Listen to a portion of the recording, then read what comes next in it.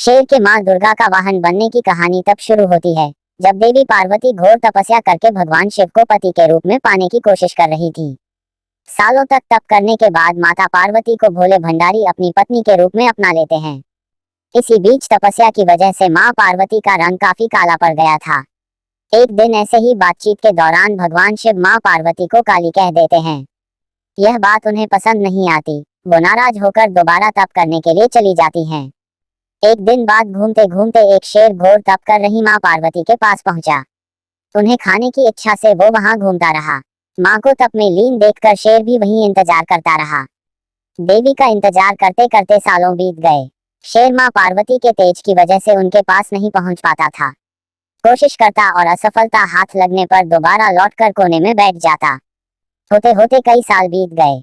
मां के तप से खुश होकर भगवान शिव प्रकट हुए और मां से मनचाहा वर मांगने को कहा। देवी पार्वती अपना गोरा रंग वापस चाहती हैं।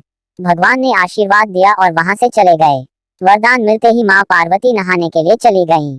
नहाते ही उनके शरीर से एक और देवी का जन्म हुआ, जिनका नाम कौशिकी पड़ा। उनके शरीर से काला रंग भी निकल गया था और मां का रंग पहले की तरह ही साफ हो गया। इसी वजह से माता पार्वती का नाम मां गौरी भी पड़ गया। नहाने के कुछ देर बाद मां की नजर शेर पर पड़ी। शेर को देखते ही उन्होंने भगवान शिव को याद किया और शेर के लिए भी वरदान मांगा। माता पार्वती ने भगवान से कहा, हे नाथ, यह शेर सालों से मुझे भोजन के रूप में ग्रहण करने के लिए इंतजार कर रहा था। मेरे पूरे तप के दौरान यह यही था।